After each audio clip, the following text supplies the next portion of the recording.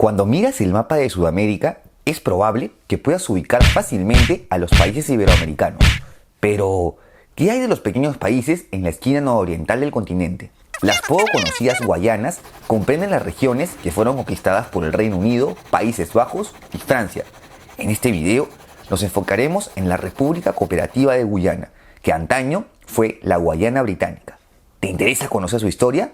Dale, entonces quédate hasta el final del video.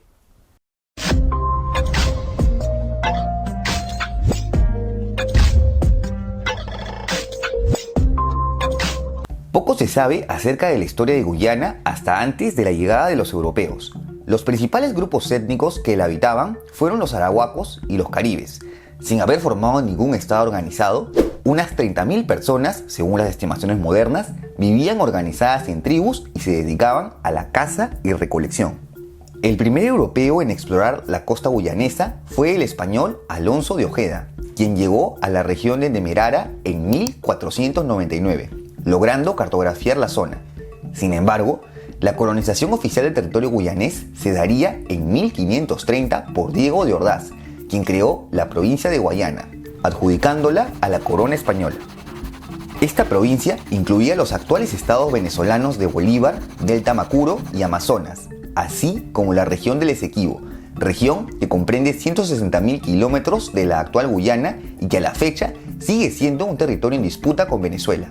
Las otras dos regiones del territorio guyanés, Berbice y Demerara, permanecían aún indómitas. La motivación para la exploración del territorio fue la búsqueda del dorado, una región legendaria en donde se encontrarían grandes cantidades de oro. Al no encontrarla, la economía de la región se basó en la agricultura, principalmente en las zonas costeras. Los siguientes europeos en hacer acto de presencia en la región fueron los neerlandeses, quienes, representados por la Compañía Neerlandesa de las Indias Occidentales, tomaron las regiones de Demerara y Berbice en 1611 y 1627 respectivamente. Ante la falta de mano de obra para la explotación de recursos y en vista que la población indígena se veía cada vez más diezmada, se comenzó la importación de esclavos africanos, los cuales se fueron incrementando desde la llegada de los británicos a mediados del siglo XVIII. En cuanto a la población local, surgieron algunas insurrecciones ante el abuso de los europeos. En 1763 destaca la revuelta del esclavo africano Kufi, quien encabezó una revuelta en la región de Berbice, la cual fue reprimida violentamente. A pesar de ser derrotado, Kufi es considerado como un héroe nacional y su nombre es honrado en la Plaza de la Revolución de Georgetown. Como era de esperarse, los conflictos entre británicos y neerlandeses, quienes ya se venían enfrentando desde mediados del siglo XVII, no se hicieron esperar. Destaca la Cuarta Guerra Anglo-Neerlandesa, combatida en diversos frentes. Tras la victoria británica, Gran Bretaña obtiene el derecho al libre comercio en las colonias neerlandesas.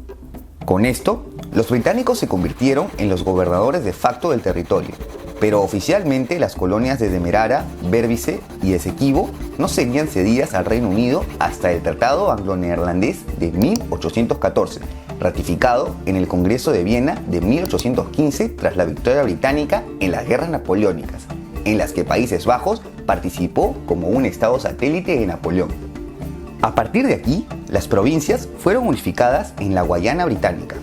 Cabe resaltar que la mayor parte de la región del Esequibo aún permanecía estando en teoría bajo soberanía española, que pasó a ser parte de la Capitanía General de Venezuela, la que se independizaría durante esta misma década. Aunque claro, sin ningún tratado entre España y el Reino Unido, la soberanía total del Esequibo permanecería en disputa.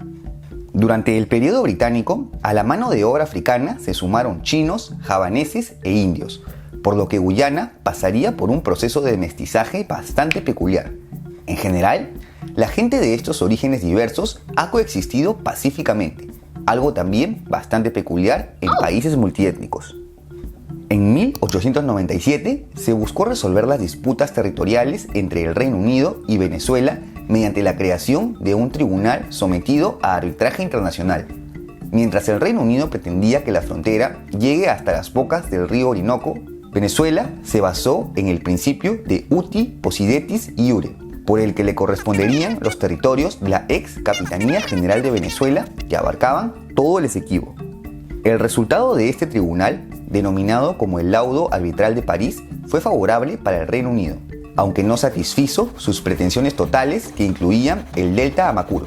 Venezuela protestaría, aunque no lograría un avance tangible hasta 1962, cuando logró denunciarlo la ONU. Las reclamaciones se mantienen hasta la actualidad. Ya entrando al siglo XX, muchos de los esclavos africanos irían consiguiendo paulatinamente su libertad y trasladándose a las ciudades, mientras los indo-guyaneses permanecieron en su mayoría en las zonas rurales. Grupos amerindios continúan viviendo en el interior del país, sobre todo en las zonas de la selva amazónica. Los derechos de los guyaneses se fueron consolidando hacia 1953 con una nueva constitución que estableció el sufragio universal.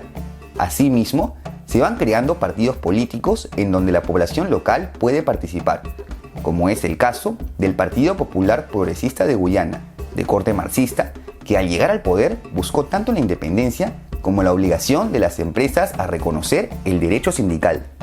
Por esto, el gobierno británico envió tropas para suspender la constitución con la excusa de buscar evitar una subversión comunista en la colonia.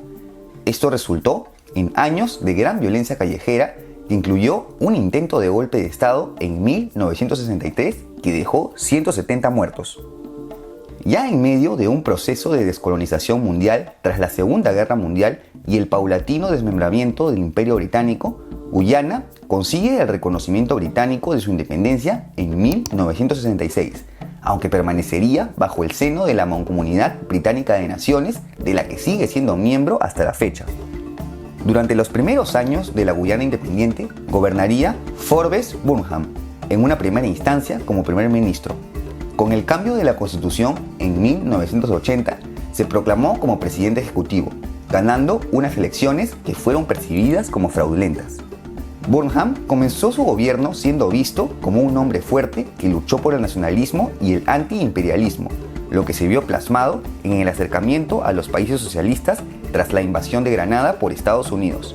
Sin embargo, su gestión se fue volviendo cada vez más autocrática, lo que incluyó medidas represivas y la desaparición de algunos disidentes, hecho que se le atribuye a su gobierno.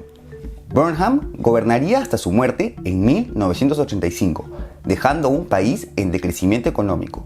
Su sucesor, Hugh Desmond Oite, revertiría las medidas socialistas de Burnham, cambiando a una economía de mercado y el acercamiento a Estados Unidos. Esto se vio sellado en la visita del presidente estadounidense Jimmy Carter.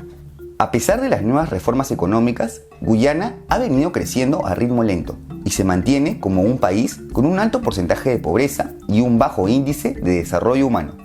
Las reclamaciones de Venezuela se retomaron durante el gobierno de Hugo Chávez, quien denunció a una compañía estadounidense que planeaba construir una rampa de lanzamiento de cohetes en el territorio en disputa.